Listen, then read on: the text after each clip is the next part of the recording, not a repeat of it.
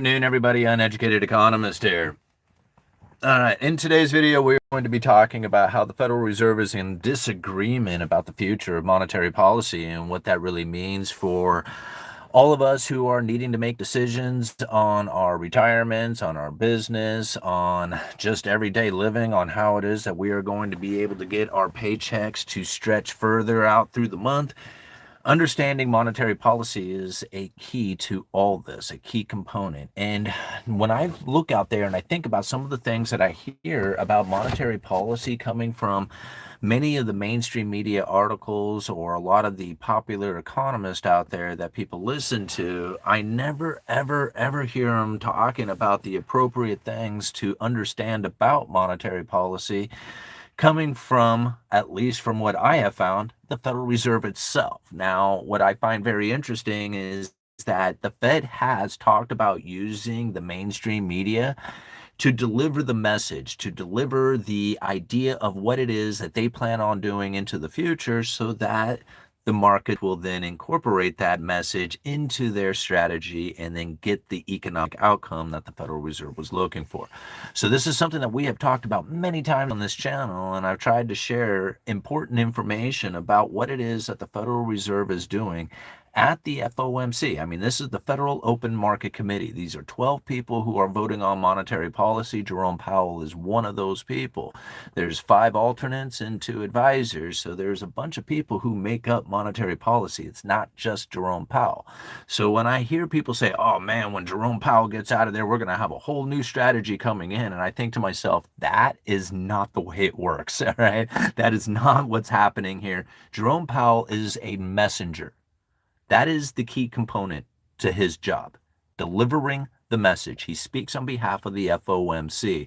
Now, when it comes to understanding strategy, this is something that they have developed and then delivered. Right? It's this, they have a statement on it, right? The long run statement on economic projections and what it is that they plan on doing for their strategy.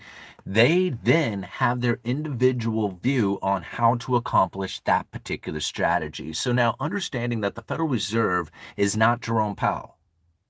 Like that, he's not, it's not Jerome Powell. Like, I mean, he's a part of it, right? And he's a major part of it, especially since he's the one who's delivering the message. Everybody wants to look at him. But he is not the one who is coming up with the strategy, and he is not the one who is going to change anything, even if you were to change him about the monetary policy strategies coming from the FOMC.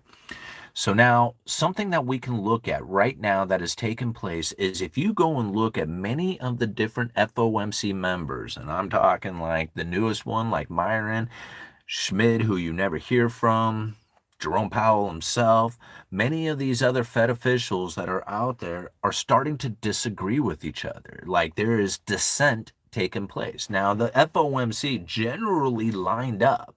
Like they all kind of voted in line with each other, and there would be an occasional dissenting vote. But as these times have become more uncertain about what it is that's taken place, the disagreement within the Federal Reserve is now becoming quite frothy. I don't know how else to put it, but if you go and you look out there at some of the statements that are coming from the Fed, some of them are thinking, man, we may need to even raise interest rates going into the future, while some of the Fed officials out there are saying we need to cut and cut by extra, like not just a quarter point cut, by going a half a point cut. So now here you have this complete difference of opinion that has now taken place within the monetary policy members, right? The people who conduct monetary policy, or at least vote on the strategy of it. So if one was to try and understand, okay, what is it that the Federal Reserve is seeing out there, or what is it that has taken place that would then give you the best idea of what it is that the Federal Reserve is attempting to accomplish with their interest rate setting a policy? Now, this is like key, right? This is what everybody's talking about. What is it that the Federal Reserve is seeing that will then have them position the Fed funds rate in a particular way? Like, what's taking place? Inflation, is that running high? If inflation is running high, well, then the Federal Reserve would typically want to raise rates. But if the unemployment is starting to rise, right, and labor market is getting weak, then they would typically want to lower interest rates. And both of these things are happening at the exact same time. And people are losing their minds. You got some people who are focused in on the labor market going, nope, this is the key thing. They're going to be talking about that. That's what's going on. That's what they're going to look at. That's why they're going to adjust rates. It all has to do with the labor market, and inflation doesn't have anything to do with this. That's the key component. And then other people are going, no, when inflation gets out of control, that's going to be damaging to the entire economy. So they're going to focus in on that, and specifically that, because these are two different realms of possibilities, right? Not one goes, gets more out of control, and if they take the other action, one goes out of control. All right. So now, as you start to listen to the mainstream media, propagandized information, they are going to deliver these two disagreements, right? Inflation's the problem. No, unemployment's the problem, right? And they have these two different disagreements, so nobody's going to know exactly what it is that needs to take place going into the future. This is leaving the monetary policy open-ended. So much debate, so much confusion, so much talking about it, so many different economists delivering different messages about it. This is leaving it open-ended. Nobody has any idea what the Fed is going to do at the next meeting, right? Some of them are talking, oh, they may stall out, they may have to cut again, they may even raise rates, right? All this talk is being delivered out there. And so when we think about this and we think about how it is that the Federal Reserve literally said, this is going to create better monetary policy by having all these different disagreements coming out at the same time. Like literally the Fed has said this. I'm going to show you right where you can find where they have spoken those words, that the disagreement amongst Fed officials adds to stimulating debate and ultimately better policy. So this is part of the game plan. This is part of how it is that they conduct their monetary policy, because remember, it's all about the power of their words. See, here's the thing. Let's take it back just a little bit. Let's reel it back. We're 7 minutes into this. We're still good, right? Here's the thing. Interest rate setting policy doesn't create the inflationary scenario. I'll say it again. Interest rate setting policy does not create the inflationary scenario. We know this because the quantitative easing from back in the great financial crisis, 1, 2, 3, and 4, took the Fed's balance sheet of $850 billion to over $4.5 trillion, and it failed. It failed to produce the inflationary scenario that they were looking for. Ultra low interest rates, zero interest rate policies for years and years and years and years. And it didn't create the inflation that the Fed was looking for. I know a lot of people will argue with that. That's fine. You can argue with it all day long, and I will agree the house prices went up, and the stock market went up, and the bond market went up, and all this stuff went up, and I would agree to that, but it didn't go up in the way, the inflation did not go up in the way that the Federal Reserve would typically be looking for. And again, I'm not the one who's going to try and tell the Federal Reserve to look at it differently. I'm the one who's looking at the Federal Reserve and how it is that they use their information to conduct their monetary policy, so that I can figure out what it is that I need to disagree on how it is that they should conduct monetary policy. And we can disagree with how the Fed is conducting monetary policy. But it doesn't really matter how they should be conducting monetary policy. The only thing that matters is that they are conducting monetary policy in a way that we understand, so that we can make the best and most appropriate decisions for ourselves, because that's the bottom line. Interest rate setting policy does not create the inflationary scenario that it once did. Now, it did work in the past, and this is really where I think a lot of times people get very confused on why it did work and why it doesn't work now. So to understand that the Federal Reserve would typically lower interest rates to try and create a stimulating effect within the economy. People think about it and they say, well, when the Fed lowers rates, people will go out there and buy a house, right? That makes kind of sense, right? But even though that doesn't happen, but that's the idea behind it. If the Fed was to lower rates, houses become more affordable for people to be able to make the payments on. Now, this is how most people understand it. Maybe it's not a house, maybe it's a car, maybe it's, some other consumable item or vacation or something like that, but whatever. They borrow money, go spend that money. That's what people think. Okay, that's what the Federal Reserve is attempting to do. Lower interest rates and get people to spend the money. Huh? Right? Just wash your hands of the whole idea. That's all you need to know. But it goes way deeper than that. See, there's something called the Phillips curve and the flattening of the Phillips curve. Now, what this basically is saying is that when unemployment falls, more people out there and they're going to spend money, because when unemployment falls, more people are working, more people getting employed with that extra money, and that extra money then goes into consumption. This is how the increase of aggregate demand takes place. When you have supply demand imbalances, prices start to mat, is what the Federal Reserve is trying to do. They get that by lowering interest rates, corporations investing into their company, hiring people. That hiring people increases the eventual inflation. Now, you can go on, if you don't believe me on it, that's fine. Go and look at it.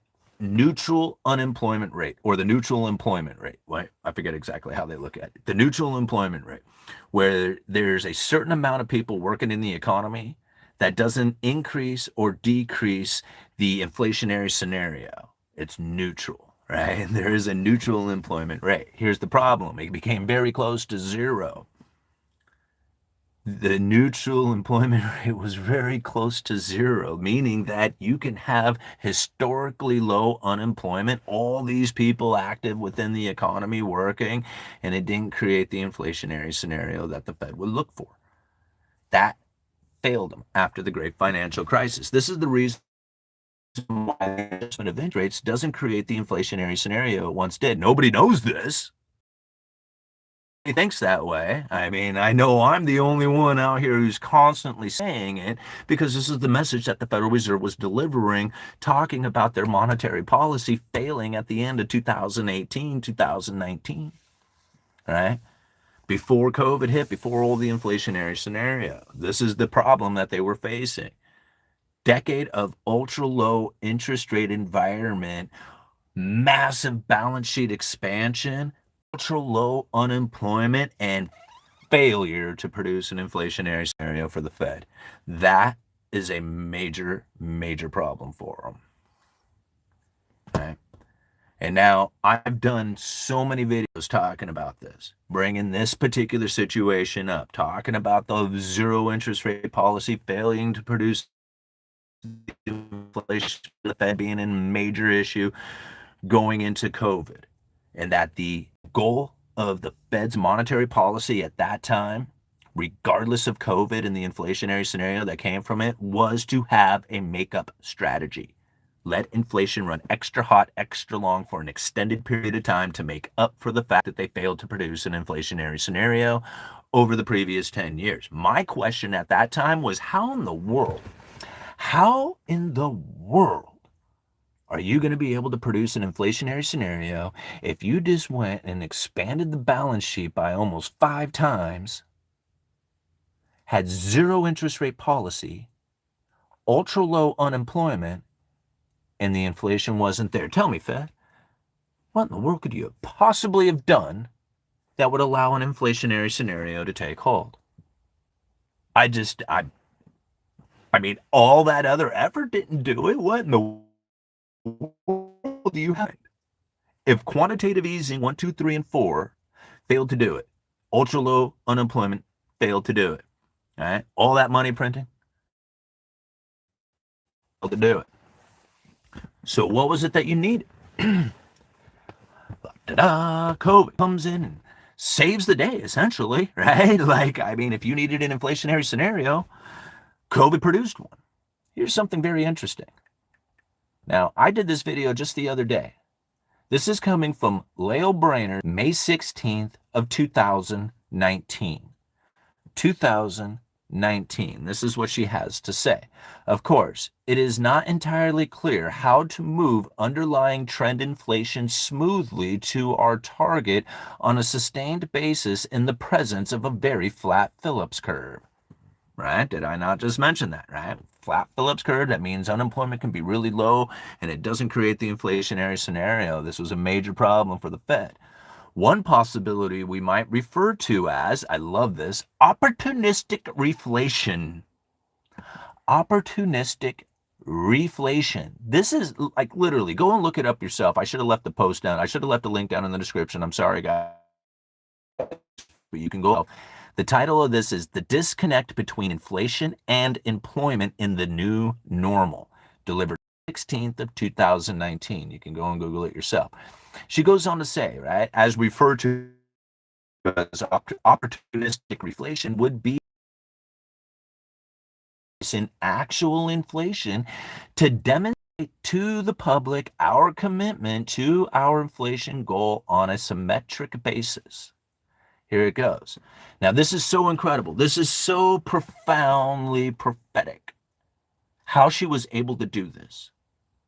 Listen to what she has to say next. Again, this is 2019 that she was delivering, May of 2019, way before COVID kicked in. COVID kicked in 2020, right?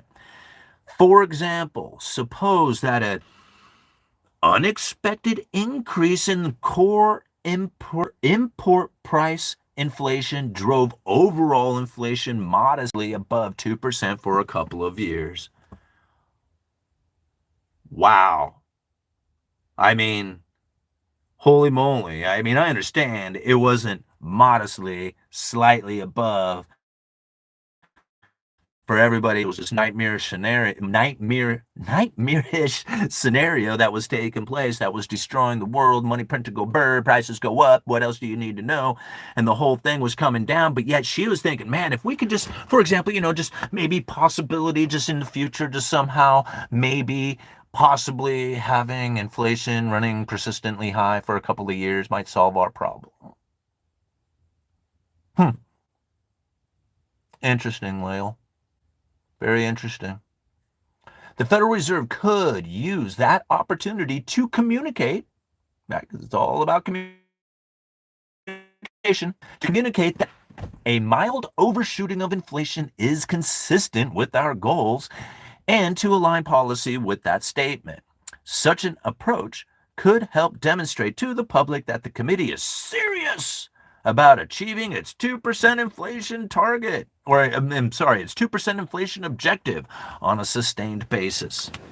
See, this is why I don't fall for it anymore. It's because they wanted that. They wanted that elevated inflation. They wanted elevated inflation expectation to get the neutral interest rate off that lower bound to zero. And it was all part of the plan. Now, when it comes to Jefferson's speech, this is really the most telling, right? Not only did they just describe exactly what it is that they were planning on doing going into the future in order to save their monetary policy, but this is what Jefferson had to say. Philip Jefferson had this speech May 13th of 2024. I mean, here it is, almost like, 5 years later?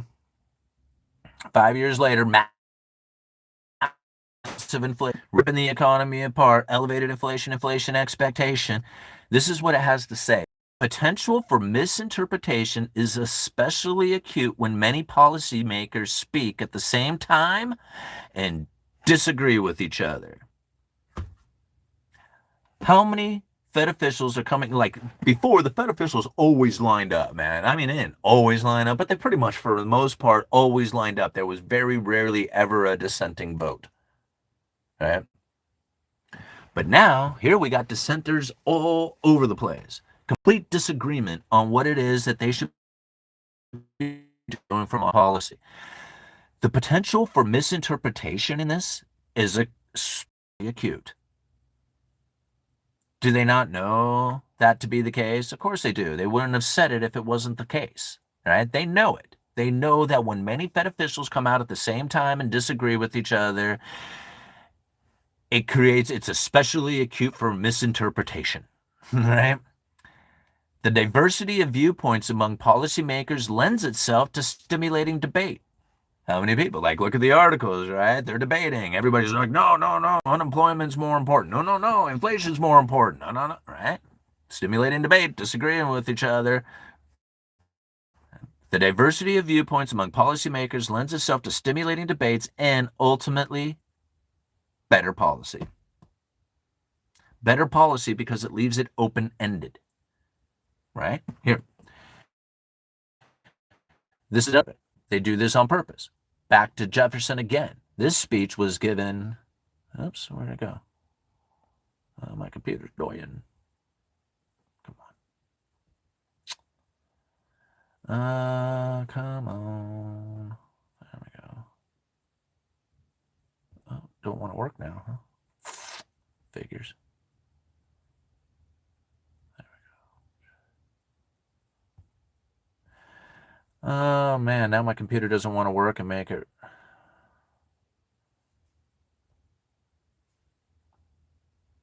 There we go. Good times.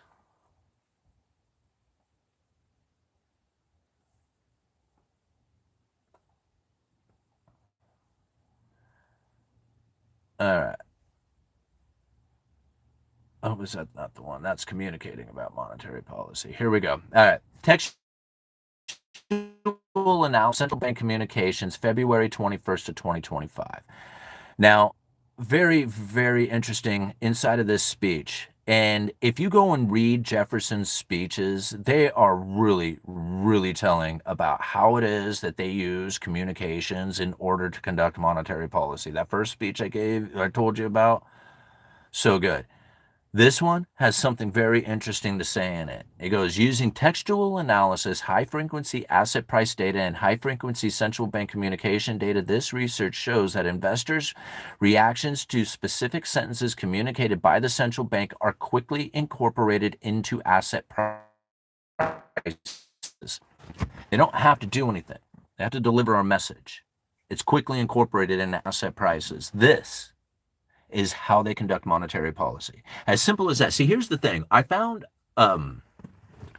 just going to take a quick break here from this. I was reading a psychology article or something talking about how information is received and what people believe to be the truth. And something that I thought was very interesting within this article is the simplest explanation is accepted as the truth, regardless of any other information out there. If no other information is received in this simple explanation, whatever information was received inside of that simple explanation will be given a higher value than misunderstood or no other information that is out there. So a simple explanation of this: money printer go burr, prices go up. What else do you need to know? Okay? The simplest explanation is the easiest one to understand, and therefore that is the truth. I know much differently. I tried to explain it in many ways. It's very complicated. You have to understand many different aspects to it. You have to then take into strategy of why it occurs that way. And then once you understand it, it makes a lot more sense. But it's very complicated. And most people don't have the ability to then comprehend it all in a single statement. They have to hear it over and over again, or they have to break down pieces to truly understand what it is that's being spoken. And because it's very complicated like that, they can't internalize it as the truth. So instead, they default to what it is, understand, the simplest explanation. Money printer go burr, prices go up. Right? And this is an unfortunate consequence of now living in a society that makes so much money delivering information when the simplest, misunderstood information is accepted as the truth and it delivers a profit. Right? I know. I play this game. Right? I play this game. Policymakers know that their communications are likely to affect the course of short-term interest rates, other asset prices, and the associated economic outlook, resulting in an easing or tightening of financial conditions. So now this is the key to it, right? To understand that they are using their words to create an inflationary expectation that either raises or lowers that expectation on the easing or tightening of financial conditions. It's all done through the deployment of words, communications. Understanding why they do it this way is because how it is that they had failed from the great financial crisis operating at the lower bound of zero. This is all very complicated. It is not easy to understand. Once you do grasp the understanding of it and how they conduct it, all of it starts to make a lot more sense. Things like, oh, I'm going to see if I can fire Jerome Powell, then this is like white noise. You don't even hear it anymore because none of that makes any sense at all. Right? Even if you were to fire Jerome Powell, it wouldn't change the strategy that has been in motion since Ben Bernanke's days. Even probably earlier than that. I just take it back to Ben Bernanke because I figured 20-something years is probably a good number to go for as far as looking back on their monetary history, as far as their strategy that has now led us to where we are today. Many people will take it, oh, dude, I know their strategy is to make you poor. Simple as that, right? You will have nothing in your life. You'll be poor, own nothing, be happy, eat the bugs. That's the goal, right? Meanwhile, while they're losing everything in their life and not killing it out there, they're saying, no, well, maybe that's their goal for you. I'm headed off to go do something better and different with my life. All right. What time is it? 26 minutes into it. Okay. You guys want to break anything else down? Rehash the information. I think the important part of it, if I was to deliver anything from this message here today, it's this, right? It's to know that the market is interpreting the words that they are using and incorporating that into asset prices now. Think about how they have delivered the message that is very open-ended, right? Nobody knows if they're going to raise, stay the same, or cut going into the future because of the massive amounts of misinformation or delivery of agreeing of information that is being pushed out there. Think about how it is the closer they get to the interest rate adjustment day, like whether or not the Fed is going to cut, and the message that is being delivered at the time. Are they about inflation? Are they worried about unemployment? How are they delivering this message about what it is that's coming? How is it that the market is receiving that information? That is the important part. Think of interest rate adjustments take 6 months to a year. So if you want to know what they're going to do as far as their monetary policy, because you're planning on dealing with it 6 months to a year from now, right? Then you got something that you can work with. But if you are looking for those interest rate adjustments so you can invest on what the stock market's going to do that day, you got a whole other game you're playing, right? And so to look at it in that fashion, you have to think to yourself, okay, what is the message that they are? Because that's going to have the easing or tightening the financial conditions. It's not the interest rate adjustment itself. People think immediately that if they lower interest rates, that's an easing of financial conditions. That is not the truth. The easing of financial conditions come when the Fed funds rate is below the neutral interest rate. If it is above the neutral interest rate, it is restrictive. There is not a single Fed official out there who disagrees on whether or not there might not, I guess that's not true. Right? I guess there is some officials that may possibly, I haven't heard them straight up say it, but they very well could believe that the Fed funds rate is at neutral. Therefore, there would be no more needing for lowering interest rates because they want to be at neutral. I'm assuming there could be, and I haven't found the statement yet, that there could be a Fed official who believes that the Fed funds rate is below neutral now and being stimulating to the economy. And therefore, you would have to raise the Fed funds rate in order to achieve neutral. There very well could be Fed officials believing that particular statement. I haven't heard it straight up said that way. Now, when you think about how it is that these people have no actual unification on their belief of what it is that the neutral interest rate is doing out there, I assume from the elevated inflation expectations due to the tariffs and the credible threat of tariffs, that is probably pulling that neutral interest rate higher. I could be wrong. Myron, the newest Fed official, says exactly the opposite of that. So what's the truth? Time will tell. We don't know. However, the lowering of interest rates is not a stimulating effect to the economy. It's less restricted, still a restricted economy. That is important to understand. How it is that they actually stimulate the economy comes from the lowering of interest rates to the lower bound of zero, delivering quantitative and forward guidance. That stimulates the economy. Now, you might be able to do some very flash in the pan kind of stimulation from checks or something like that, stimulus checks, but that's going to be very short lived until the stimulus checks run out. We already know that the lowering of interest rates to the lower bound of zero and delivering a forward guidance into the economy barely has the stimulating effect that they are looking for. So for me, the lowering of interest rates back to zero, quantitative easing and all that jazz, probably is going to be the last thing that they attempt to do. That is them admitting that they have run out of ammunition again, no longer, using their traditional means like they're using their traditional means now.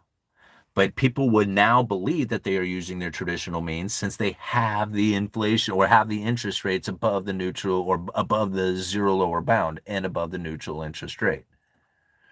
See, if they have it all at zero, there is no interest rate adjustments. They can't even talk about interest rate adjustments if there's no possibility of one taking place. But now they have the possibility of it. That possibility is the profound power, All right. Stimmy is good. It stimulates the economy and markets. Then they go burr before scuba dive head first. Yeah, I mean, I guess it's good for those who get it in the meantime while they have it. But ultimately, at the end of the day, what it does is creates more economic inequality, right? And the problem that we face now with standard everyday paycheck to paycheck jobs becoming more difficult to have for an existence that would then be somewhat similar to what we would from the American dream. I don't know how else to say it. Like people think that, a bunch of going out there is somehow a good thing and like, it'll support the families and, the lower income households or something like that. And for the moment that it gets delivered, that's absolutely right. I mean, it will. Like they're like, dude, I got a $500 check in. Tell me that it doesn't help, right? Of course it helps. The problem that we face is that once that money is spent, where do you think it goes? Like if you don't have it, who does? Right? I mean, it goes right to the top. So every time a stimulus check hands out, you might as well just like, well, here, you can have it for a little bit, but then when you're done with it, just go ahead and give it to the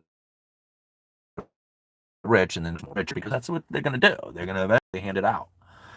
Now, there are some people who might take the initiative to go and pay off some debt and then invest it. Right?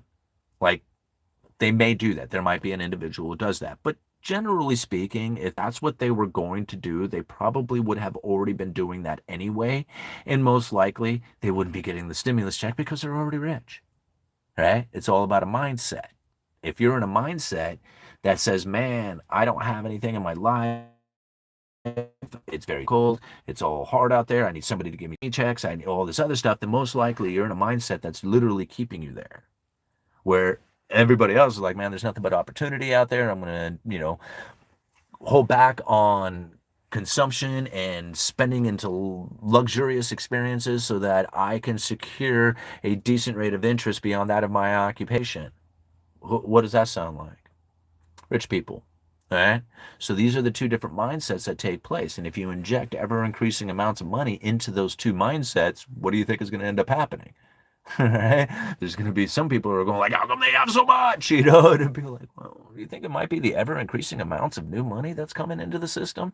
And regardless if you give it to the rich or the poor first, the rich end up with it every time. Because that's how rich people are. Like, they're in the mindset that says, hey, man, I'm going to secure this rate of interest while everybody else dives into luxurious experiences. All right.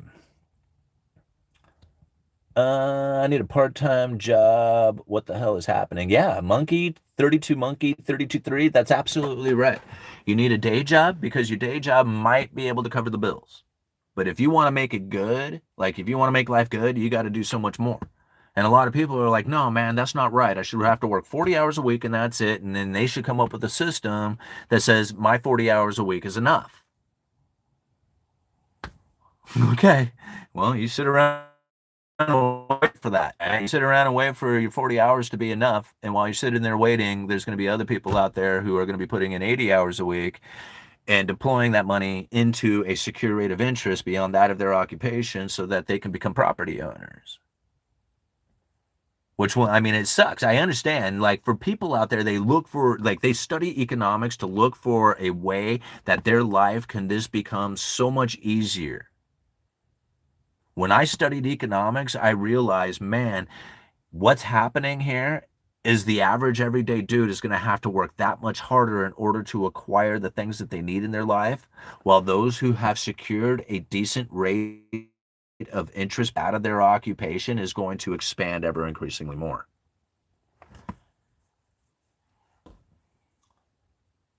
I mean, that's what I found out. Like, I can't change the way this is working. I would love for it to change. Like, don't do it that way, but that's not the way it works, right? What works is how you have an industrious people who are producer savers producing and saving into a higher standard of living. When that higher standard of living is achieved, they start spending their money on form production because they don't want to spend it on higher price goods. And that's what exactly what ends up when you raise your standard of living and everybody starts consuming, and then you have the supply demand imbalances taking place. Foreign producers say, hey man, I'm producing the same thing you're producing, I'm doing it way cheaper. It may not be as good, but it's better cheaper, it's better when it's cheaper, right? That's what I guess I'm trying to say. And then the foreign production starts to come in and people say, oh man, this is a politician's fault, this is the rich people's fault. And I'm thinking, how in the world is the move into a luxurious experience rich people's fault? Like, if you earned a whole bunch of money, would you not want to enjoy it?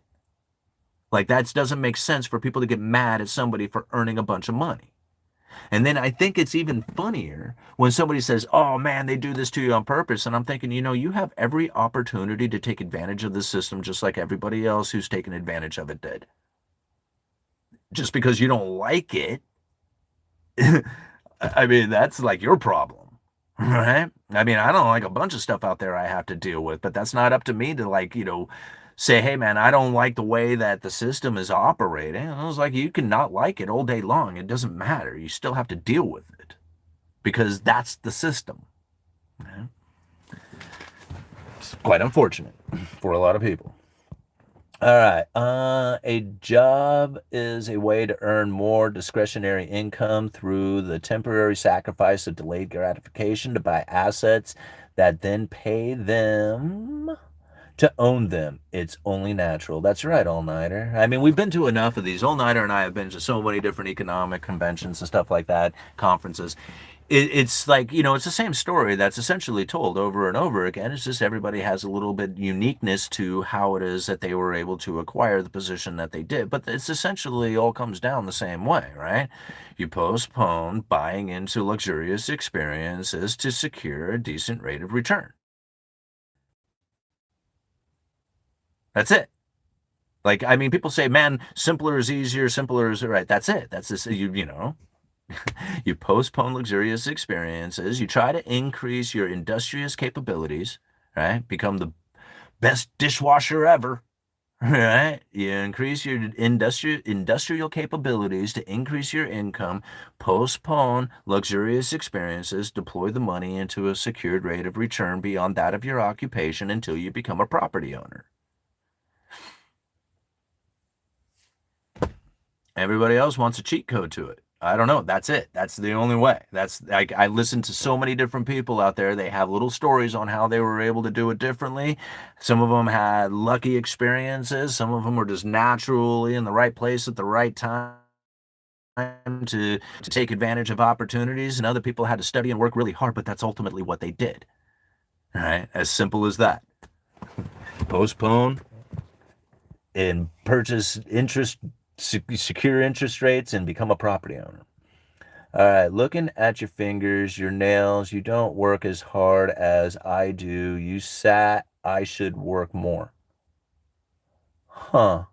You looking at my fingernails and you think, man, you work harder than me. Well, I don't do concrete anymore, so I can understand that. When I was doing concrete, I could sit there and squeeze my hands like that and just make my cuticles bleed. It was so bad they'd be all dried out and just horrible. You know, a lot of times people don't give any credit for somebody who has figured out that physical labor and mental labor are both valuable. Many times people think, oh, you answer phones and you drink coffee, you're not as valuable as me out here roofing this house. And I think to myself, that's your opinion. Right? I mean, I've done both. Somebody has to sell that job. You're not a people person. You're up on the roof. Right? Nailing down roofing, cussing, getting mad at the other drivers out there on the road and all the other stuff. You're not the people person. Some go up and say, hey, man, you want me to bid that roof? Yeah? You want me to bid that material? Somebody has to do that. That doesn't come by accident. Some people are really, really good at that. Some people are so good at it that they get paid a lot of money to do it. Is it working hard? Maybe not physically, but is it working hard in the sense that you know that you have to go down a particular path with an individual, the communication, the style of it, the energy you put into it, knowing that it isn't easy to get it done, and at the end of the day, they just handed you a bunch of money. You know how hard that is to do? I mean, people out there is just like, oh man, you don't work hard. And I'm thinking, you know how hard it is to get money to flow to you? Easy. It's easy if you know how to do it. If you don't know how to do it, it's hard. It's really hard. You know how hard it is to roof a house? It's easy. There ain't nothing to it. It's like, how to roof a house? You knock those shingles out like nothing. It's a lot of work. If you don't know how to shingle a house, it's probably the hardest thing in the world. Right? It's all about your perspective. It's not a matter of how physically hard you're working. How valuable are you? Are you producing something of value for this world? Are you being helpful and useful? Yeah. If you're being helpful and useful and you're valuable to this world, why is it that you shouldn't earn money? Why is it that you have to physically hurt, physically be in pain, physically do something in order for it to be valuable? I don't understand that. Okay?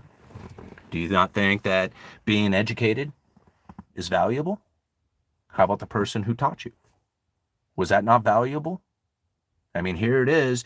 You can take some instruction from somebody who did nothing at all physically, delivered some words, take those words that were delivered to you and run off and make that valuable to you.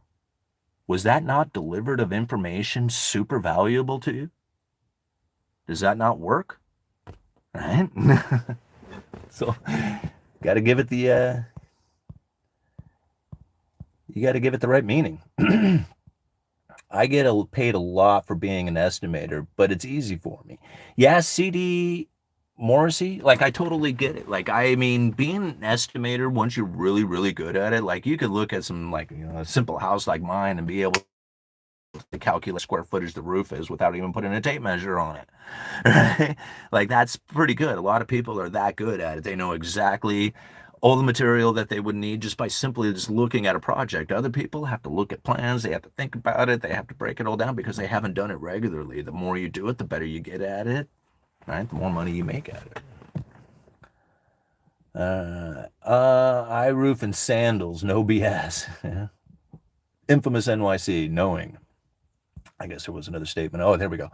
As my first boss used to say, it's not turning the screws, it's nothing which screws to churn that. It's knowing what screws to churn that sets the wage. You know? Young cashier at HEB the other day judged me and looked at me funny when she found out I work from home. I have done some menial type jobs. got some menial type jobs in my life, and the work I do now, she couldn't last a day. Well, here's the thing, like, I'm I'm not gonna go and pretend like I'm gonna go and do concrete work, foundation labs and stuff like that right now, flat work. I'm not gonna go do it. I'm not physically into it. I'm 50 years old. I haven't been doing it for like 10 years now.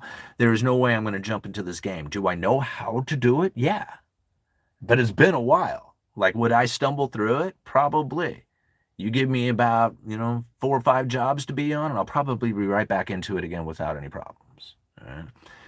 Point being is like, it's not a matter of whether or not somebody else can do the job. It's a matter of whether or not your job is being useful and helpful.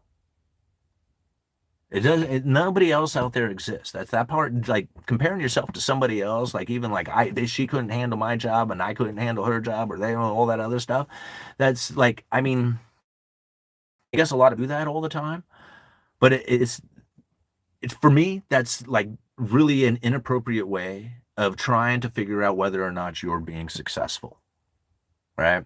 Your success comes from desire to be helpful and useful to this world, and what is it that you expect for an outcome from that.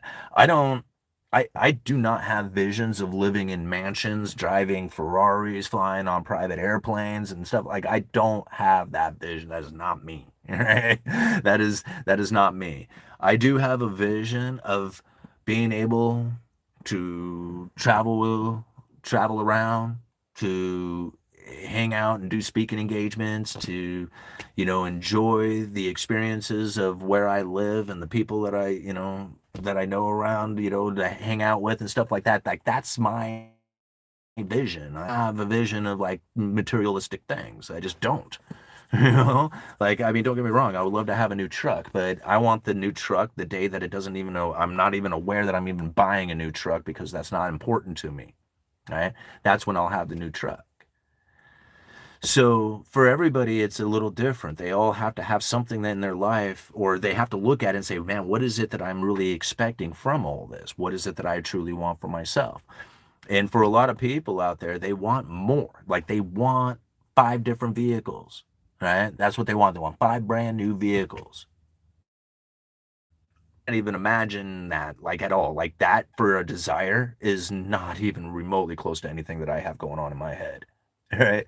Not 5 vehicles, not even close. But for other people, that's the goal. And I'm thinking, man, that's a lot of time, effort, and energy that has to go in to whatever it is you're going to do in order to acquire 5 vehicles. Like, I have 4 vehicles right now, and 2 of them are basically running. Like, I can own 5 vehicles, but they're not going to be pretty. Yeah, they're not going to be awesome. In fact, I would imagine that if you put all my vehicles together right now, you'd be lucky to get $5,000 for all of them. All right? I mean, altogether. All right. It is such a relief being able to go to a restaurant and not care about the prices on the menu. Oh, yeah. Buffalo Bianco, I totally agree. Like, there was a time when I would just kind of pick things off the menu that were by price. Like, I would just look at it and say, oh, man, I'm not. But now, like, I don't think about the price on the menu. It's just like, if we're going out to eat, we're going out to eat. Like, get the. Oh, there's a deer behind me. Cool. If, like, I tell people, it's just like, order whatever you want. It's just like, get hors d'oeuvres, I don't care. Appetizers. When we're out, let's go out and eat. Let's like enjoy it. I don't want to be limited, while we're out. You guys want to see a deer?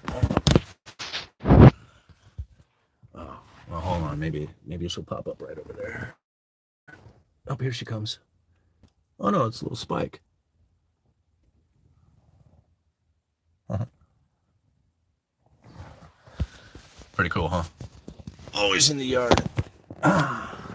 So there's an apple tree right over there, and they go hit that apple tree up every day.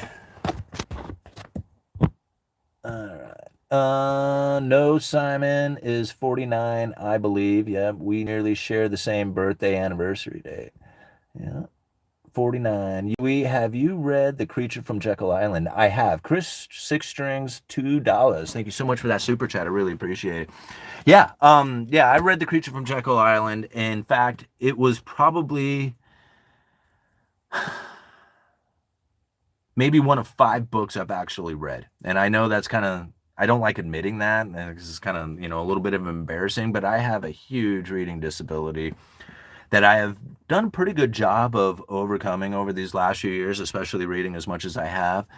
But reading books has been always a huge issue for me as far as sitting down and going through an entire book. I can read a speech, like I can read the Fed speech, get through it. It's just like, okay, cool. But when it starts taking like time or days to get through something, I have a tendency to just kind of fall off and not follow through reading or finishing the book.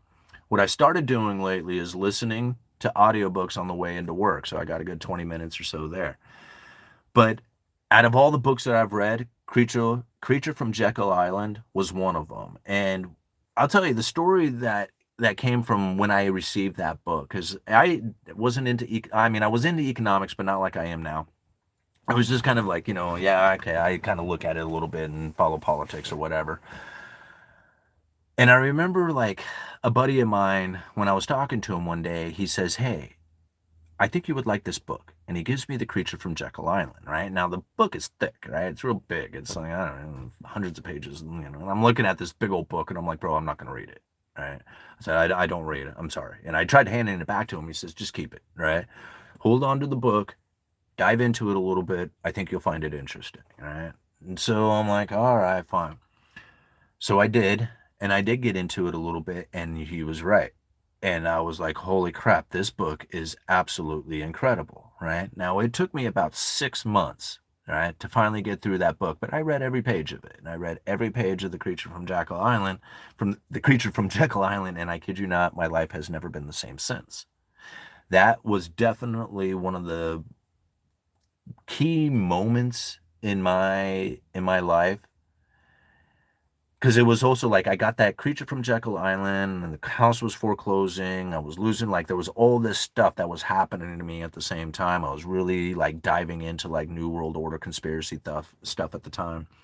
And so it was a big change to my being at that time. And it was kind of sad, and looking back, a little bit beneficial on the way. I was falling into depression bad at that time. So I was like drinking a lot and failing, like foreclosures and debt collectors and all that other stuff. And so this book is spinning around in my head as I'm falling into deterioration. Right? That book is incredibly telling about the central banking system here in the United States. And I think that every single person who is like trying to figure out what it is that's happening with monetary policy, whatever, should really dive into that book. They should read that book and then also start reading the Fed's speeches. If you read that book and you read the Fed speeches together, you will get a very, really, really good understanding of central banking, what's happened over history, how it is that they are conducting themselves today. Right? So that book is incredibly important in that aspect. I'm going to push back a little bit against it in that there's a lot of stuff that is told in that book, in my opinion, is very, how do I put it? I don't want to go into the words of outlandish, but more on pushing the realms of conspiratorial, like, I mean, I don't want to go into get into too many details because I haven't read the book in quite some time. So it's just like, to try and pinpoint in there everything. I don't disagree with pretty much anything within the book, but I do have a little bit of a pushback against it in the sense that if you read that book and take it internalize it in its entirety, it will be it will be very difficult to try and internalize and understand the monetary policy the way that I have internalized it through the Fed's own words. Like, you will literally put up the blocks that will prevent you from achieving the understanding of it. And I believe that. Like, if you take the book in its entirety with appreciation and a little bit of the grain of salt, right? Because in my opinion, there's a lot of stuff that is being told in a way that then pushes a particular belief system that then denies you the ability to then internalize it from a different view. And I think that book kind of pushes that realm, pushes it into that.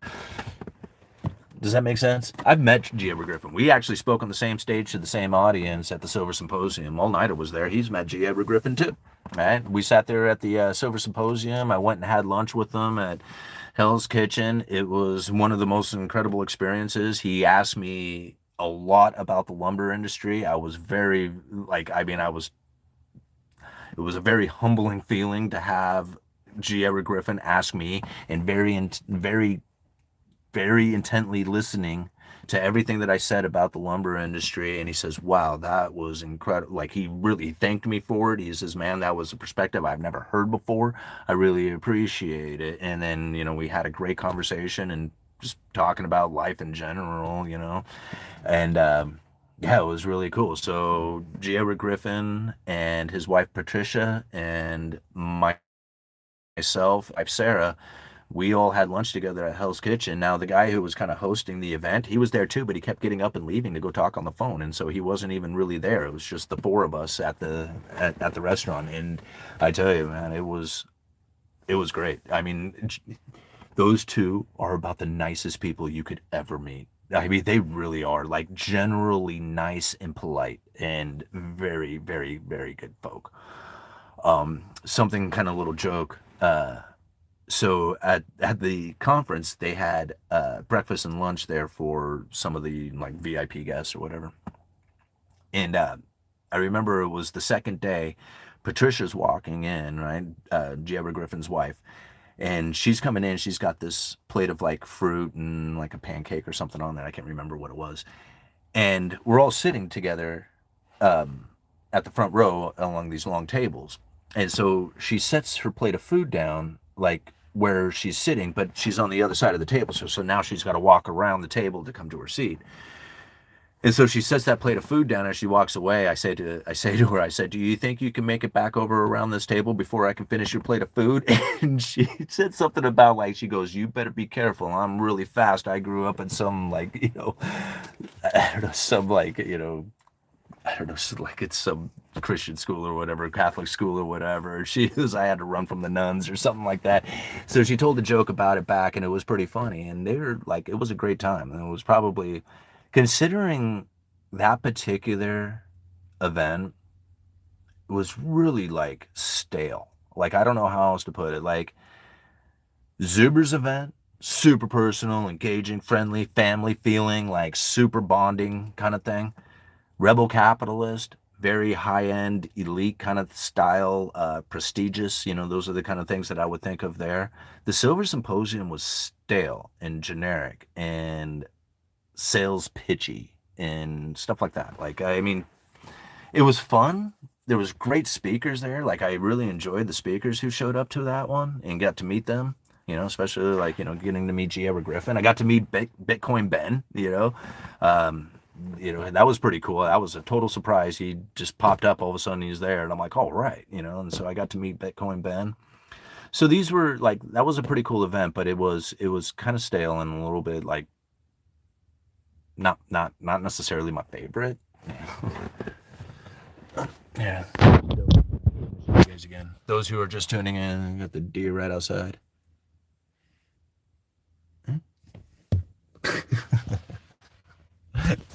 Just realized that was there. All right. ORAT Celebration Year 3 tickets. Yes, definitely. I mean, if you haven't been to a Zubers event, it's a good one. It's really good. I noticed that that he's got it up for February, and I don't know how to to really brag it up, like what would really get out of it. But oh, there's a little baby guy, a little one. What to really get out of it, other than like when it comes to networking or when it comes to like community or group effort, I really feel that Zuber's trying to push that particular environment. The other ones, they're really good. They have good information and good speakers and stuff like that. But Zuber's a little bit different in the sense that like they are really, I think they're really trying like as that group effort, and that's something that you don't necessarily see at the other ones like that. Yeah. Hey Yui, how were you able to change your mentality when you were at your lowest point in life? I mean, I think really what it comes down to is a lot of people will describe it as hitting like rock bottom. Everybody's rock bottom is a little different. For some people, it's like, it can be completely in the gutter, like lost family, lost their health, lost limbs, whatever. That's their rock bottom. For me, my rock bottom was like, I didn't think I was going to be making it like another 30 days. Like, I'm looking at the bills stacked up, all this debt that I owe, my income coming in, my car's broken down. And I'm like, I'm not going to make it 30 days. Like I'm not like at the end, like this is coming down to the end here. This is like I'm not gonna make it. And it was like at that point I'm like, what are you gonna do? You gonna go get drunk and forget about this, or are you gonna deal with it? Because like at this point, like I was blaming so many people for everything in my life. Like I didn't do anything wrong. It was definitely everybody else. At that point, I had blamed everybody for everything out there. And I finally just like, I came to that understanding. I'm sitting there, I'm looking at everything that's going on in my life. I'm 40 years old, and I'm like, this is all your fault, bro. Like, it's all your fault. Just accept it. Just admit it. There's nobody else out there to blame. You made every decision. And now, right where you're at today, and you are suffering the consequences from all that stuff. Can't blame the New World Order. It wasn't their fault. It wasn't the, Obama administration. It wasn't any of that crap. It wasn't any of it. It was every crappy, horrible, terrible decision that I had made. So coming to that understanding was very hard. It was very difficult for me to do that. And it was like, once I did accept that, it took me a very long time to even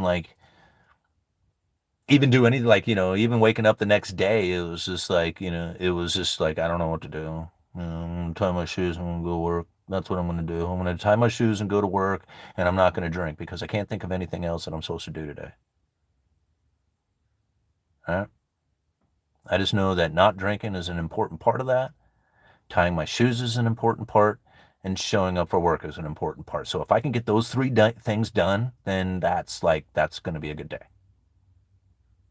That's literally how I was taking each day.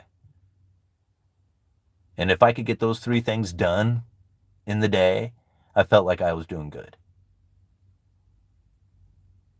It's hard to accept it.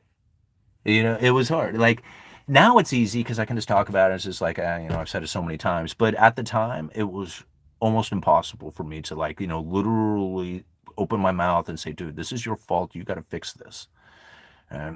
And so it did. It really came down to just as that. It was just like, okay, let's get the shoes tied. Let's get to work. Let's not drink. Shoes tied, get to work, let's not drink, all right? And it was like, that's the way I took every single day. It was just like white knuckling it the whole time. And then, one day you're like, maybe I can comb my hair. It might make me feel a little bit better. Maybe if I comb my hair, shave my face, maybe I'll do that for a while because I can't really think of anything else to do. So I'm going to wake up, I'm going to tie my shoes, I'm going to comb my hair, I'm going to go to work, and I'm not going to drink. And I'm going to get those 4 things done every single day. All right? That's how. And then you keep doing that. And you keep And sometimes, it may need to do that for a month or something before you can add the next thing.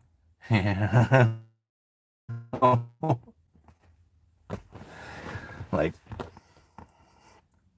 clean the house, clean the car, whatever. Reminds me of the movie Hesher.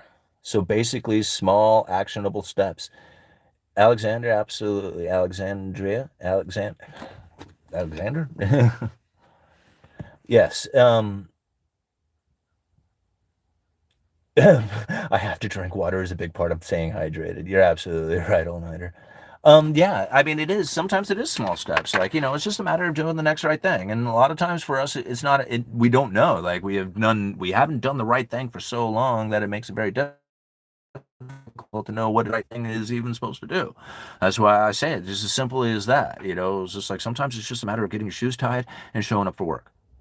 Show up for work every single day. Don't call in. Don't be hungover, right? Be like, literally feel the addiction. Like, just like, you're sitting there and you're like, oh, antsy or depressed or whatever, and feeling the anxiety ripping and you just want to cure it all. And you just have to think to yourself right then, it's like, this is what addiction feels like. Now you know. So you sit there and you're like, okay, I'm feeling addiction. Right? And that's what this feels like. Huh. Okay. Eventually that'll go away. It's not easy. You don't think it will at the time. You're thinking, oh, this is the way it is, and this is the way it's always going to be forever. And I know when you're in the thick of it, it definitely feels that way.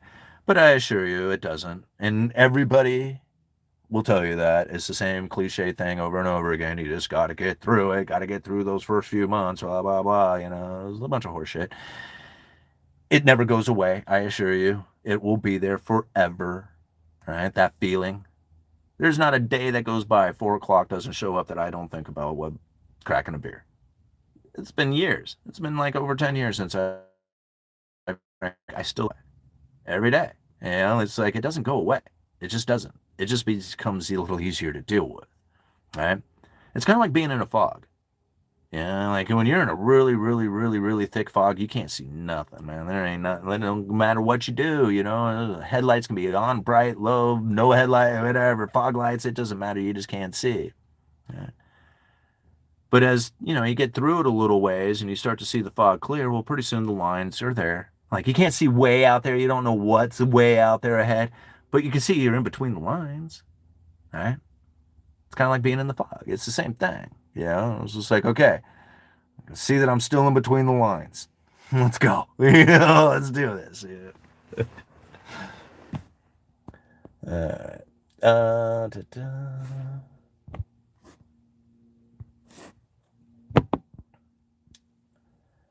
All right. M Rider 777. It's not the New World Order's fault, but they sure push it to that. That's their plan. You have to avoid it somehow by knowledge. That's what I do at my job. Show up, do a good job, and if I do that or think I'll be financially free in 10 to 15 years, well, I mean, if you're deploying that money to a secured rate of return, a secured interest rate, to get a decent return, then yeah, I mean, it's a matter of time and eventually you'll be there, but you have to be dedicated and disciplined to that outcome. As far as the New World Order statement goes, I mean, as far as them making it easier or not easier, that's literally on you. That isn't up to them, right? There was a time in this country in which that the majority of the people were producers and we saved. And now, if you want to blame that on the New World Order or just understand the Cantillon effect, because, Cantillon didn't have New World Order back in his day, but yet he was able to accurately describe how it is that manufacturers, leave for foreign lands or, foreign production comes in. He didn't have a New World Order to blame, right? But he was able to accurately describe how these things take place. And so we can blame the New World Order, or we could just understand that there are men out there who recognize stuff that happens and know how to position themselves for it. You can say, oh, they do this on purpose. And I'm thinking, no, right? If you knew where the fish were, you'd be like, oh man, I know where there are some bad. There's some awesome fishing, man. Like these fish are huge, they're big, they bite, they fight, they're awesome, right? But we're not going to go there. We're going to go someplace where it's going to be a lot harder to fish. Does that make sense? Like, why would you do that? It's just like, well, this area over here, it's private. You can't really get to it. Not everybody's going to have access to it. And so to make it fair, we're not going to fish there. And be like, what's anybody from going there? I was just like, well, just knowing how. Okay, wait a minute. It's secluded only to the people who know how. Right? Yeah, that's what we're saying.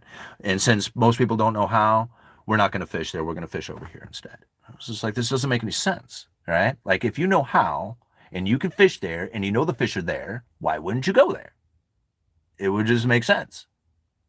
And that's the same thing that we have going on here with the Cantillon effect and the way the system is working.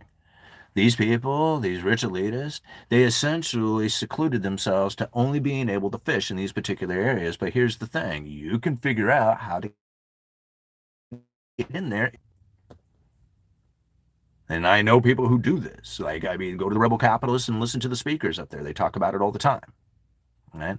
And so to know that the system isn't designed to hold you down, the system is just one that has evolved into the condition it is, and that if you allow it to, it will hold you down.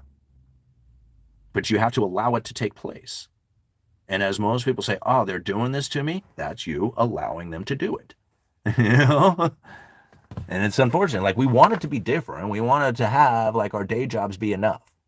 But that's not the case. And so when the day job isn't enough, and then you see these rich elitist people who are absolutely killing it out there, we say, well, they're doing this to you on purpose. And I was like, well, damn right they are. They know how. You could do it too. Yeah. And just because you don't want to, that's still not their problem. That's your problem if you don't want to. All right. I don't like the fact that the system exists in the way that it does. I wish it was a different way, but I can wish and hope and pray and dream all day long. There's nothing I can do to change it. Right? There's nothing I can do. I can't change the way the system is going down. It's just, this is the way it is. Is it easier or harder? I don't know. I mean, I guess it depends on what position you decided to take. Like, I don't want to buy cash flowing assets with debt. Okay. Figure out another way. Like, I don't want to do that either. Right? But if I'm going to be rich like all the rich people that I know who are rich, that's the way they did it. So why is it that I'm going to try and reinvent the wheel? I don't understand. If I want to be rich like them, I have to do what they did. That's borrow money to buy cash flowing assets. Working hard, right, at a day job will never do it. There was a time where you could be somewhat disciplined and have a decent outcome from doing something like that. That doesn't necessarily work today. Could you do that somewhere? Maybe. Somewhere in this country, in the right area. But for the most part, most people are not going to be able to conduct themselves that way. You're going to have many businesses. You're going to have to be able to buy rental properties. You're going to have to be able to get into like dividend paying stock market investments, speculation of some sort, and be very disciplined and understanding of all those positions. And if you're not going to do any of those things, you can expect to suffer under the weight of the New World Order, because this is the way it's going to go down. All right. I want to be free. Then be free. Like, what is preventing you from being free now? Like, what is it that's keeping you from doing anything you want to do? Like, I can't think of a single thing out there that I can't do. I mean, money might be limited on some of the things that I would want to do if I think, okay, well, if this is to be accomplished, I have to have these many dollars in my wallet or something like that, and immediately put up the block that says, okay, well, you can't get it because here, you just build up this wall that says money is going to prevent you from actually acquiring the things in your life that you want to do or have. So you have to first make the money. So here's the stuff already existing in the world right there for the grabbing, right there for the taking. And you deny it and put up this wall that says, I need money first. Man. See, I know this to be the case because I really don't have a whole lot of money in my life, but I've got so much stuff in my life. I've gotten so many, I've had the experiences, the travel, like I've done so many things. And I'm thinking, If I was to plan any of that stuff, I would have to have money. But yet all these things occurred and I never had the money. Huh. Weird. It's because the stuff already exists. That's where I think a lot of times people listen to this, like they think, oh, the stuff exists, but only exists if you have money. That's not true. The stuff is already here, right? The stuff, the existence of it is it's already there. Understand that you have to be in the energy that receives it. First class flight to Houston, on stage speaking, awesome food, wonderful hotel, all these wonderful experiences, not a dime out of my pocket for doing it. The stuff already existed. I needed to be in the right energy to receive it. I needed to be willing to participate inside of that. I had to be helpful and useful.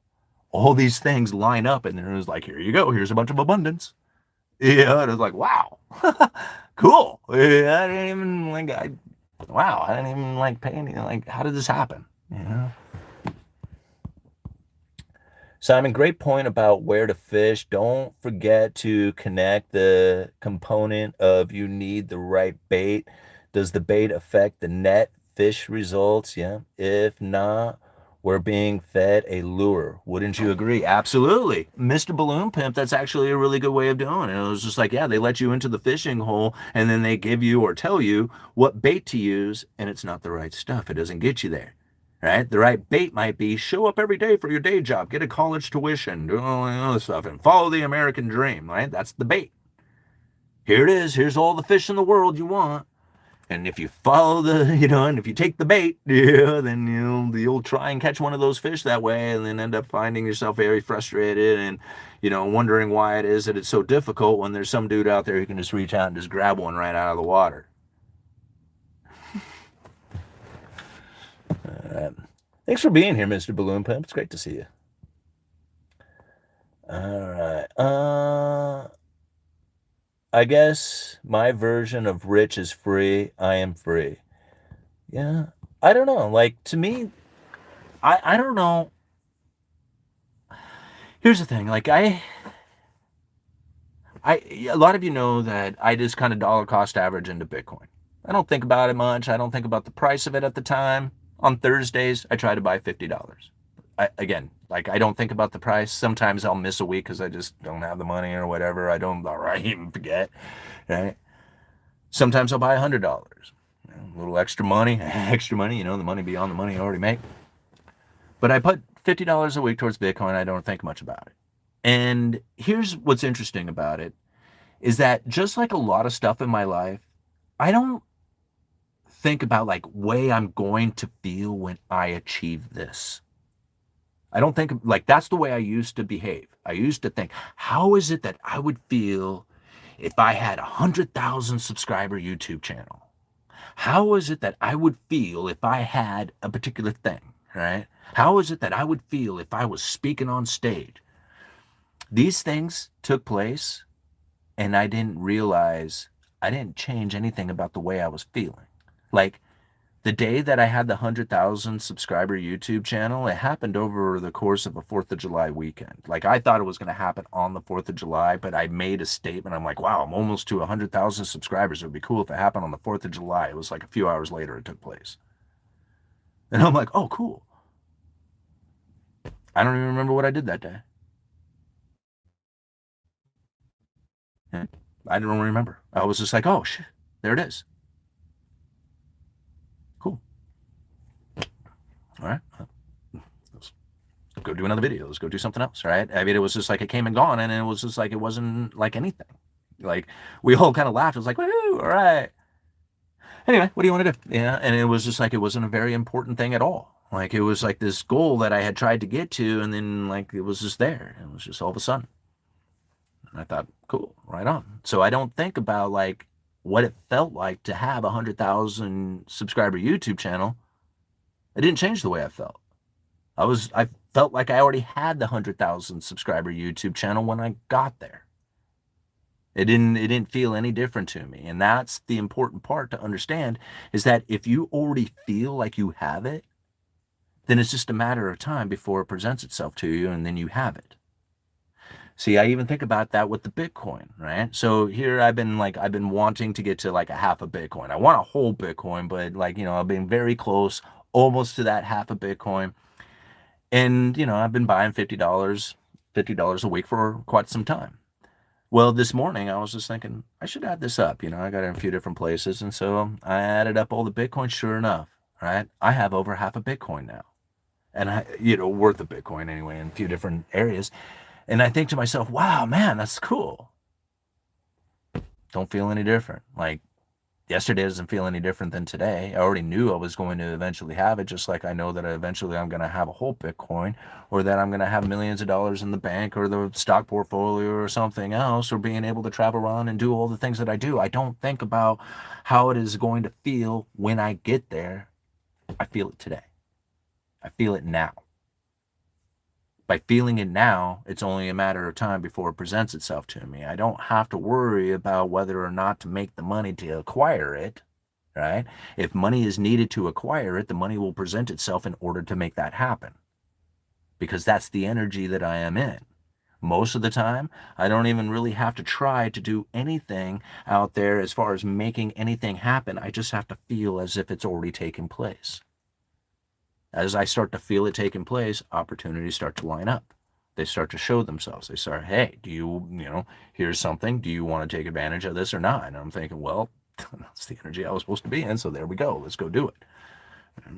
And this is the reason why a lot of people end up failing a lot in their life, is because they put up these blocks that literally positions themselves in a way that says, man, it's right there. Like I can see it. But I got to go over here and I got to get this other thing first before I can go over there and get that. And I'm thinking, why?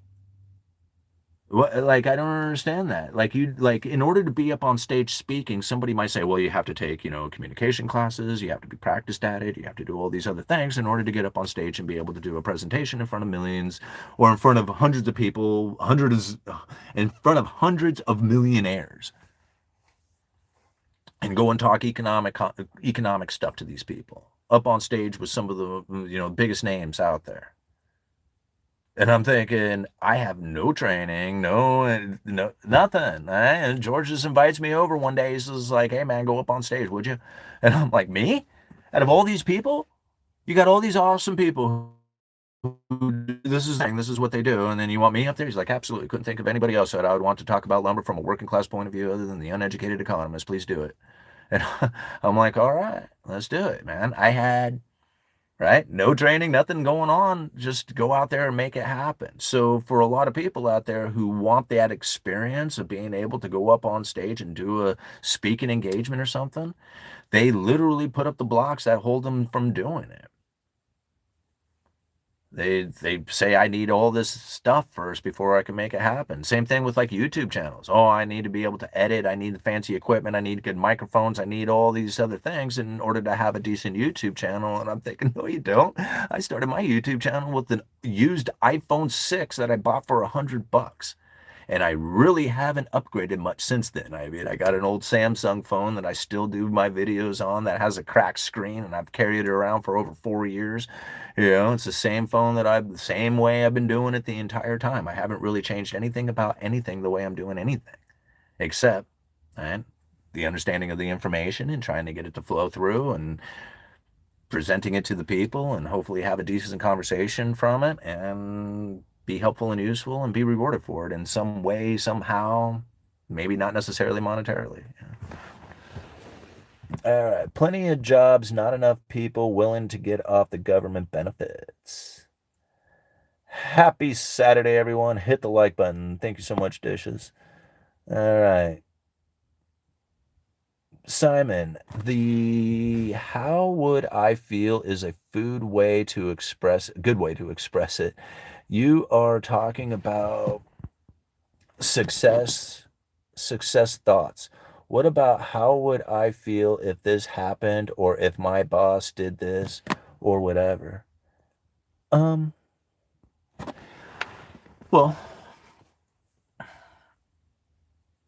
here's the thing that I don't know, and trying to understand what had happened to me, because a lot of times, like, people think, man, how'd you do this? And I'm like, I don't know. I really don't know, man. I was putting out videos one day and it just all took off. But it wasn't really that simple. It was literally being in the right energy, the feeling, right? Because you have to think, right? Everything has energy in it. When you walk into a room and you know everybody in there is having a good time, they're laughing, they're joking, they're feeling good. You go in there, you feel that vibe, right? You're like, man, we're in it, man. We're partying, we're having fun. This is a good time. You walk into another room and you can feel the depression. You can feel the heaviness, right? It's because everybody and everything carries energy. This book right here has it in it, right? Everything has energy within it. When you start carrying energy and recognizing the energy that you carry, you will then start to recognize what it is that you are gravitating to you, right? The magnetic energy that you are carrying and what it is that is being attracted to that energy. Have you ever seen a really attractive lady walk into a room and all the guys just notice and they're staring, right? But then she's got a really bad attitude and kind of, maybe, giving a guy a hard time or criticizing or something like that. And she just becomes very, very unappealing very quick, right? Because of the attitude. You got some young kind of hippie chick, not really got her hair kind of messed up, not really, no makeup or anything like that. Comes in, not very noticeable, from anything, but then she starts carrying an energy that's really fun and it's like engaging and she's friendly and, has like all the personality traits that, has people like enjoying the conversation and enjoying the moment, right? She carries the right energy. People find that very attractive and you'll start seeing like guys actually finding that to be like the appealing part, right? And when you understand how this energy is carried, right? Like I see it from even like I've had bosses in the past who you could tell that had something on their head, on their mind, but they didn't know how to address it. So they would get mad about other things. Why can't they'd drive out and jump out, just like, do a bunch of demandings and stuff like that. And I'm thinking, dude, you're not carrying it right, man. Like if you want to be the boss that has people like wanting to do things for you, right? Then you can't be the angry, aggressive and all this other stuff. Like you performance out of the people for a short amount of time, but the resent and everything will start building up from that, right? It's all about the energy you're carrying. So that's simple for like dealing with individuals. Like, if you carry a particular energy, they'll most likely match that energy, right? So if you want to be friendly and engaging, then most likely they're going to want to be engaging and friendly back with you. Knowing how that works is generally how people end up getting into sales, right? So understanding that that's how that works between people is not that different than the energy that you would carry in order to acquire anything else in your life. It's really anything. Okay? If you are in a feeling that money is difficult, it's hard, it's distant, it's always elusive, okay, then most likely you are going to find the experiences in your life are going to reflect that exact thing. That it is distant, that it is hard, that it is difficult. You feel it on the inside, you carry that energy, it comes out in your verbiage, in your tonality, it comes out in every action that you take, right? And then essentially everything out there in the world that is the energy that you were hoping to attract is now feeling repulsed by that, right? Because you're feeling the wanting, needy, heavy energy of it. So if you carry it much differently, right? When you think about money is just everywhere. It's just everywhere, right? Like I think about it today. Here's an example of it. Something really small, right? I try to push the essay for the Amazon affiliate link. Right? So there's a link down in the description. You can buy an essay off of Amazon. You don't have to buy the essay off of Amazon. You get it for free at the Mises Institute. But commission, and then anything you put in your cart after clicking on the affiliate link, I will also get a commission on for the next 30 days. So you just have to, or put it in the cart in the next 24 hours and then purchase it in the next 30 days. I will get a commission on anything you put inside of that Amazon affiliate or in that Amazon cart after you clicked on the affiliate link. Something as simple as that. That 30 seconds I just did. I may or may not sell one of these from that little shout out that I just gave. Somebody may or may not end up putting something in their cart from Amazon. Point being is that it would never have happened if I didn't say something, if I didn't go and set up the link, if I didn't put myself at least in the position in which that the flow of money could come to me, it never would happen. Now, I could have done all those things and never said a word to anybody and it still wouldn't have happened. But I got to be in the energy of it. All right. And so I feel that if people were to read this particular essay, that they would have a profound understanding of economic forces way beyond anything that they have ever learned anywhere else. And I think it would be helpful and useful to their life. By sharing this information with the people, and I can get a small little commission or reward for it, this is how I allow the flow to come to me, even if it's small. It doesn't matter how big it is. It literally does not matter how big it is. Because if I can make that work, then I can make something else work.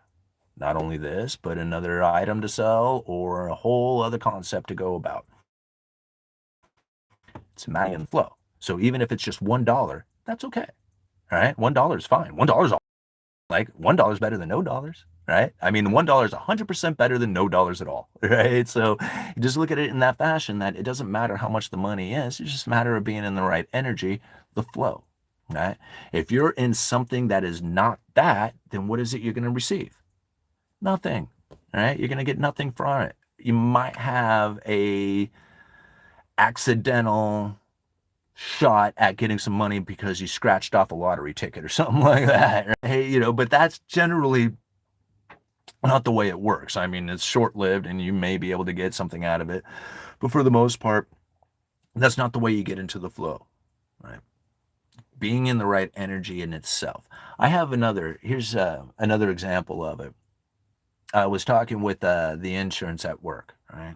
And they, accidental insurance and stuff like that. And I'm not a real big fan of like these type of things, but there's some that are automatic through work, right? So they just, they're already available for me. And so it's like, cool. And she said to me, she goes, there's a wellness benefit thing, whatever that happens. And I'm like, what are you talking about? She goes, well, if you didn't have any major claims over the last year, then they'll give you $60. And I'm like, really? And she says, well, that was over the previous years. Now it's $100 and you haven't filed. So you have like, $400 coming to you if you just basically just fill out the paperwork. And I'm like, I know what I'm doing this weekend. I'm going to go get me $400, right? Because I didn't even know it was there. So now I need to do a little bit of work in order to get that to flow to me. But it's understanding that it's there somewhere out there, right?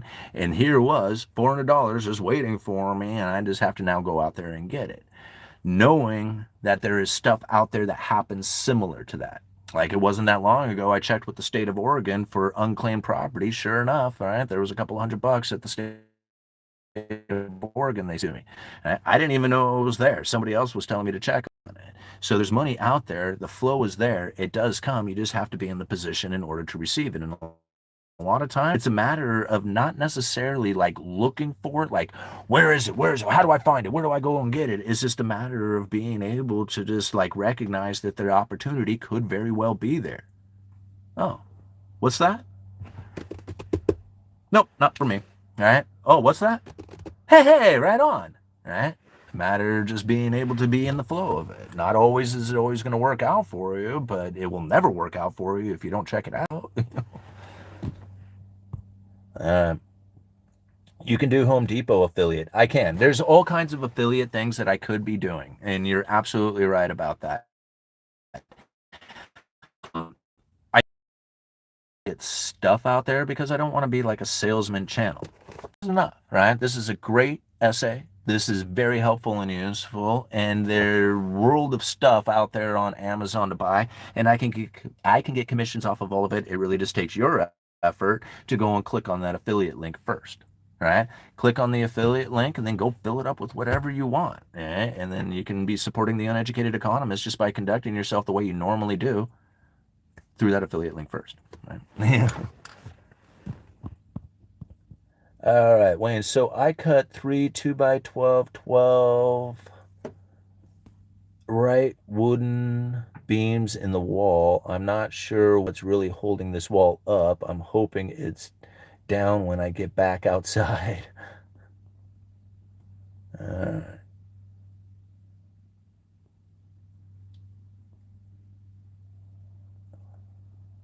Was it paying off? Paying it off. Put a bunch more. I guess you guys are chatting here. All right. Cruise back down. All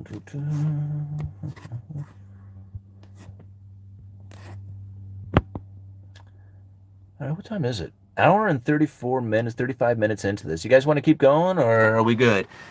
What do we talk about today? I already gotten so far off track. Talking about the disagreement amongst the Fed to create a better monetary policy by ultimately having a very open-ended, confusing expectations coming from the FOMC itself. Therefore, their words are more powerful going into the future, and we're witnessing that taking place today. Right? Just for those to get a quick update to what we talked about. Should we call it good, guys? We got 112 people watching, 198 people watching with 112 likes, $2 in super chats because you guys are always so generous with them super chats. I appreciate it so much. Simon, the how would I feel is, oh, we already read that. Smoke that thumbs up like Cheech and Chong. Thank you, All Nighter. Thank you guys for being here. I really appreciate all the support for the Uneducated Economist. I appreciate all these comments, sticking with the conversation, breaking down the credible threat theory in a way that really nobody else is doing so that we can get the best understanding for ourselves and how it is that we conduct ourselves, considering that this world is a really messed up place right now. But when we can get some clarity on what it is that's happening in some areas of this massive confusing world, we at least get a little bit of some kind of idea that we have at least the idea that we are making that appropriate decision. Like when you feel the confidence that you are headed down the right path, even if you're not necessarily sure of what it is that you're going to get at the end of this, but you know that the path you're on is one that feels right and giving you that I don't know how to describe it. When you have that feeling that it's like even beyond just being confident, because sometimes like the idea of confidence can get lost really quickly. You know, it's a matter of like knowing, how do I say it? Because there's no way of like getting a guarantee out of life. But when you have put yourself in a position in which that you feel like you can deal with pretty much any of the horridness that is going to come. If you think, man, a banking crisis would be a horrible event that I could think I could live through. Like I could deal with that. If the government was to collapse or shut down like they are now, or whatever, even worse, if they were to actually collapse into the abyss, how is it that I would handle that situation? And these are things that a lot of times people don't want to think about. And if you end up putting yourself in a position in which that's all you think about, that's not that good either, right? Feeling okay about the situation that we are in, not necessarily like approving of it, but feeling okay in the sense that says, you know, I can handle this. I can handle any situation that's coming. That really only comes from feeling that you have the information. If you don't feel like you had the information, if you feel like there's something out there that is missing to you, if you feel like there's a secret, right, then most likely you're not going to feel confident about what it is that's happening out there. And it's a little psychobabble there, but you know, I think you guys kind of get where I'm getting at. All right, thanks, Yui. As always, thank you guys for being here. Uneducated Economist, you guys let me know.